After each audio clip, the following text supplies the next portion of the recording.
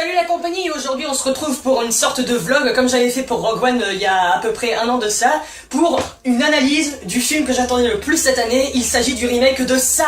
Ouah la claque. Je vais essayer de me calmer. Putain. Oui, c'est bon, je me calme, voilà. Ce film était celui que j'attendais le plus, et franchement, j'ai pas été déçu une seule seconde. Il a respecté toutes ses promesses. Et c'est rare qu'un remake de film d'horreur me fasse triper à ce point-là. Alors, pour commencer, pour ceux qui voudraient me poser la question dans les commentaires, d'ailleurs, je crois que j'avais déjà répondu à un commentaire à ce sujet-là, j'ai lu le roman, enfin, en 2 tomes de Stephen King. Là, c'est l'édition livre de poche, voilà, c'est un super roman. J'avais découvert le téléfilm avant de lire le roman et c'est le téléfilm qui m'a donné envie de lire le roman. J'ai lu d'autres Stephen King, dont Misery, j'ai également vu l'adaptation cinématographique, et j'ai lu aussi Shining, les Tommyknockers, La petite fille qui aimait Tom Gordon, et Carrie. Voilà. En parlant du téléfilm, c'est un film que... c'est pas vraiment un plaisir coupable, parce que c'est... pour l'époque, je sais que pour l'époque c'était sensationnel. Aujourd'hui, évidemment, ça a très mal vieilli, et ça donne un petit côté un peu nanar au téléfilm. Il y a d'excellents trucs à sauver, l'atmosphère est assez oppressante, surtout dans la partie dans les égouts. Tim Curry incarne à la perfection le personnage de Gripsou le clown. La musique est très bonne. Richard Bellis, comment il s'appelle? Ouais, Richard Bellis, je crois qu'il s'appelle. Il a fait des super compositions pour un téléfilm. Et ça, franchement, c'est à sauver, et il faut pas trop être dur avec ce téléfilm. N'est-ce pas, fort accord? Et pour conclure la parenthèse sur le téléfilm, j'avais fait une parodie du film, donc je vous renvoie dessus si ça vous dit, il y a le lien dans la description. 4ème point, franchement, quand j'avais lu l'annonce qu'il allait avoir le remake, j'ai tripé quoi. Ça remontait en 2015, et franchement, j'avais même suivi à l'époque les premières idées de script, là, à savoir même qu'il y avait eu le départ d'un réalisateur, que le projet avait été arrêté, que même l'interprète de Gripsou devait être le gars qui joue, le gars qui jouait mal dans Narnia 3, voilà. Donc voilà, j'ai vraiment suivi le film du début à la fin. Et lorsque le film est arrivé, j'ai pu le voir en avant-première. Donc voilà, j'ai vu le film hier soir et je tourne ça le lendemain matin. Et d'ailleurs c'était un supplice de voir le film parce que franchement, le film a quand même réussi à m'accrocher, donc c'est pour vous dire à quel point il est bien. Les gens n'arrêtaient pas de parler, j'avais 2 meufs qui sursautaient en face de moi, c'était l'enfer quoi. Ça allait bien avec le film au moins. Et donc après cette avant-première, et ben franchement... c'était très cool, je le redis encore, mais ce film est une vraie réussite. Ah oui, je vous le dis, cette critique est full spoil. Voilà, j'en ai plus rien à foutre. Donc, ressenti global, c'est plus ou moins... en fait, le film tel qu'il est, c'est ce qu'aurait dû être le téléfilm à la base, en fait. Parce qu'il reprend pas mal de similitudes avec le téléfilm. Donc le film est une première partie de l'histoire de ça, et la seconde arrivera où les héros, les protagonistes, sont adultes, et c'est là qu'ils vont affronter une nouvelle fois ça. Voilà, ça reprend littéralement ce qui était la ligne du téléfilm d'origine et du roman en l'occurrence. Les petites choses qui diffèrent, j'y reviendrai après, c'est que ils sont pas tombés dans le piège de nous faire comme dans le téléfilm où on découvre les héros adultes et à chaque fois c'est un flashback. Là c'est vraiment la vie des gosses, et ça c'est bien mieux parce qu'on peut vraiment s'attacher aux personnages, là où le téléfilm c'était juste un palmarès de gosses qui ont une petite vie de merde et qui sont abordés par le clown après. Les acteurs ils font le café. Les personnages sont tous très respectueux du roman, et donc là-dessus il y a rien d'autre à dire, et d'ailleurs je vais développer ça en parlant un par un des personnages. L'acteur qui joue Bill, c'est bien parce qu'ils ont, ça se voit qu'avec la tronche de l'acteur, ils ont essayé de reprendre à peu près la même tête qu'avait l'acteur dans le téléfilm. Cette fois c'est bien plus émouvant, l'acteur est très bon dans ce qu'il fait, il interprète à fond ce gamin qui est pas très sûr de lui mais qui veut à tout prix retrouver son petit frère Georgie, et c'est tellement fort l'émotion qui est insinuée par le personnage, on sent vraiment que son petit frère le manque, et que cette histoire tragique elle le blesse au fond. Et lui, alors qu'il essaie de le retrouver, il y a son père qui vient lui dire que non il est mort, que ça sert à rien, il y a même ses copains qui lui disent tu ferais mieux de t'amuser alors qu'on est en été, mais non, lui il veut retrouver son petit frère, et ça c'est vraiment fort. Ben, c'est le personnage le plus intéressant, et c'est le personnage pour lequel t'as le plus de pitié. Mais le personnage reste un peu fade, la seule chose qui est vraiment intéressante à mettre en avant avec lui, c'est sa rivalité avec Billy par rapport au personnage de Beverly. Georgie est touchant.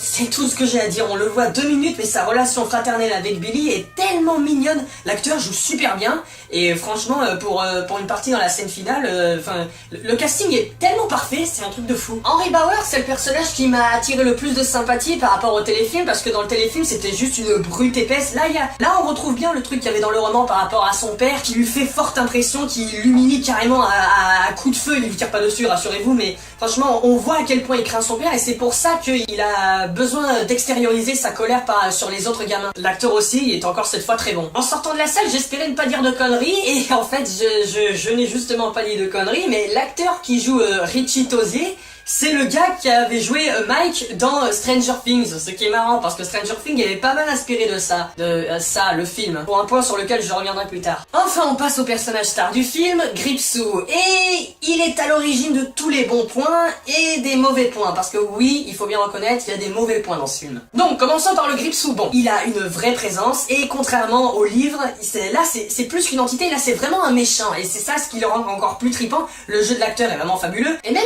j'ai plus eu l'impression à un certain moment de voir Laughing Jack, parce que il se plie sur lui-même, il s'allonge, des fois il y a même une scène où on voit son bras qui attrape le gamin et qui le tire là dans la bouche d'égout. Son sourire carnassier aussi avec plusieurs dents, ça rappelle pas mal Laughing Jack. Donc c'est vraiment un clown loufoque et cauchemardesque comme on aime le voir. Ça c'est tout le bon de Gripsou, mais c'est aussi tout ce qui est le mauvais de Gripsou. Parce que Gripsou, à l'origine, il est censé attirer les enfants en étant justement le clown mignon traditionnel que l'on connaît. Et c'est grâce à ça qu'il parvient à attirer les enfants dans ce piège. Là, je suis désolé, mais j'ai 3 ans, je vois un clown comme Gripsou dans la rue, je me casse à la 4e vitesse. Beverly est le personnage avec lequel je suis le plus mitigé. Voilà, elle a pas une très grosse amélioration par rapport au livre, au téléfilm. Voilà, c'est juste, voilà, la fille. C'est la fille qu'on prend pour une traînée, en fait c'est pas vraiment la traînée. Et le point sur lequel ça m'a agacé, c'est le petit coup de garce à la fin du film. Même si je sais comment ça va se finir dans le 2, je me souviens plus si ça a été dans le roman, à vous de me confirmer dans les commentaires, mais franchement ça m'a irrité par rapport au personnage de Ben qui lui est vraiment intéressant et attachant. Ben est amoureux de Beverly. Ok, on voit au début que Beverly va en premier vers Ben, qu'elle semble connaître, et elle est bien plus attentionnée envers Ben que vers Bill. Donc là, on se dit qu'elle est clairement amoureuse de lui. Et vers la fin du film, Gripsou prend possession de Beverly, et Ben va jusqu'à l'embrasser pour la réveiller, et là, on voit Beverly réciter le début du poème, et comprendre que c'est Ben qui lui a écrit le poème. Et Ben complète la fin du poème. Donc là, on se dit, c'est bon. Bill embrasse Beverly, et Beverly succombe au baiser en lui reroulant une pelle. Voilà. Donc toute l'histoire avec Ben, c'était du bidon. Voilà.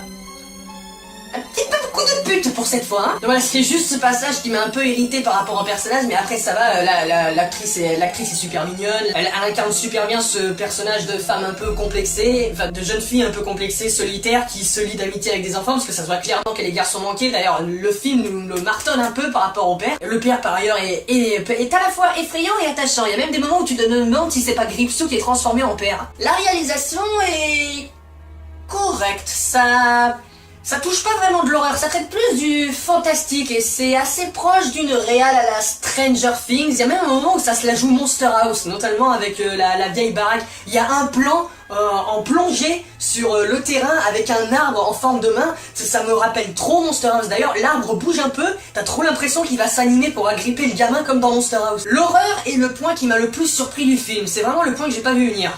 Gros spoiler pour cette scène, le film s'ouvre sur la scène culte que nous connaissons tous avec Georgie qui va avec son bateau, qui joue et qui dit au revoir à son frère et tout. Là c'est la partie la plus touchante. Je me suis dit, oh, ça va, ça reprend un peu comme le téléfilm, mais c'est encore plus mignon quoi. Et il arrive à la bouche d'égout et il y a Gripsou qui lui fait son petit manège et qui lui tend son bateau. Et la petite anecdote sympa, ils ont repris la phrase du roman avec la tempête qui a balayé le cirque et qui l'ont foutu dans les égouts. Et le gamin gobe ça, c'est un truc de fou. Donc Gripsou lui tend le bateau et Georgie va pour attraper le bateau. Et mais à un moment je me suis dit, on voit une voisine qui sort de la maison et je me suis dit à un moment, est-ce qu'ils vont pas faire comme si... est-ce qu'ils vont pas changer le truc et faire que Georgie ne meurt pas et qu'on va complètement se détacher du roman d'origine? Perso ça m'aurait pas dérangé. Gripsou attrape le gamin, il lui sort une gun à la xénomorphe, il lui déchiquette le bras, littéralement il lui arrache le bras, on voit le gamin ramper sur le sol dans une mare de sang, et là t'as Gripsou qui tend son bras à la manière d'une langue de Monster House et qui attrape le gamin et qui lui tire dans l'égout. Waouh! C'était vraiment le point sur lequel je m'attendais pas du tout. Il y a vraiment de l'horreur. Gripsou est vraiment carnassier dans ce film-là. Ce film prête plus allusion au cauchemar que au tueur. Dans le téléfilm, on avait vraiment l'impression que le clown pouvait exister. Donc ça donnait plus une impression de tueur surnaturel et puis voilà. Le Gripsou 2017, c'est pas la même chose parce que le Gripsou 2017, c'est plus une allusion au cauchemar et aux peurs d'enfants. C'est-à-dire Le clown se manifeste juste quelques secondes pour incarner les plus grandes peurs, et lorsqu'il passe à l'action, il apparaît juste comme un mirage, mais une fois qu'il a vraiment cerné le gamin, là, il devient vraiment monstrueux, on voit vraiment du sang, la gueule pleine de crocs qui va déchiqueter le mec. La scène où l'acolyte de Henry Bauer se fait courser par Gripsou, elle est vraiment... tu sens la tension, tu te mets à la place du mec qui court dans les égouts comme ça, qui se fait pourchasser par le monstre et qui le bute. La version 2017 est vraiment cauchemardesque. Et c'est grâce à ce film que l'on voit à quel point Stephen King et tout l'univers autour de It a vraiment inspiré le cinéma en général. Ça s'est vu particulièrement avec la série Stranger Things, que l'univers de ça a vraiment servi de base par rapport à l'univers du cinéma d'horreur. La bande de copains à vélo, la pourchasse d'un monstre. Une autre raison pour laquelle j'aime ce film, c'est qu'il sert de synthèse à l'univers de Stephen King, mais aussi aux univers qui ont été inspirés de l'univers de Stephen King. Et d'ailleurs sympa le petit caméo du clown version Tim Curry dans la scène où Richie est enfermé avec plein de marionnettes clowns, et c'est une des scènes les plus effrayantes du film. Il y a quelques petits moments ridicules avec le clown mais qui font pas vraiment peur sur le coup, notamment le coup du lépreux avec Eddie, mais c'est vraiment pas ce qui m'a empêché d'apprécier le film. Je vais terminer sur un petit point qui m'a un peu agacé. La VF est atroce! C'est violent! Quand tu vois une bande-annonce en général et que tu vois une VF complètement hachée, tu t'y dis ouais c'est bon, c'est la bande-annonce, tu vas voir que pour le film ils vont s'appliquer, ils vont prendre des vrais comédiens de doublage et faire une VF qui colle bien. Et ben compte là-dessus ma couille, ils en font rien d'une nouvelle VF. Les voix sont gnangnang. Beverly a une voix de Barbie, c'est pas possible. Georgie, l'acteur qui le double, il y croit pas une seule seconde. Putain, la VF a plombé une partie du film. C'est vraiment que... J'aurais vraiment aimé le voir en VO ce film. Mais... Oh là là, j'ai jamais vu une VF aussi à chier depuis Bates Motel quoi. Mais le dernier vrai point fort du film, comme je l'ai dit, que j'avais abordé précédemment, c'est l'émotion. L'émotion dans ce film est vraiment fort, surtout pour ce qui tourne autour de la relation fraternelle avec Bill et Georgie. C'est waouh. J'ai pas d'autres mots, c'est tellement bien foutu, j'ai rarement vu une telle émotion dans un film d'horreur, parce que je vous jure qu'à la fin du film, genre à la fin du film, quand ils sont arrivés à vaincre Gripsou, il y a une espèce de pyramide, tu vois, qui avec tous les objets qui appartenaient aux enfants que Gripsou a tués, et là tu vois le porte-manteau de Georgie, et Ben le prend, et il se met à pleurer. Avec tous ses amis qui le réconfortent autour, et ça se voit que maintenant qu'ils sont une sorte de vraie famille. J'y suis allé de ma petite larme, je vous jure, parce que c'est super fort. C'est ce mix amitié-fraternité qui affrontent des épreuves ensemble pour sauver un petit garçon. C'est le point fort du film, et franchement, si ça ne tenait qu'à moi, c'est pour ce point-là en particulier que je vous conseillerais d'aller voir le film.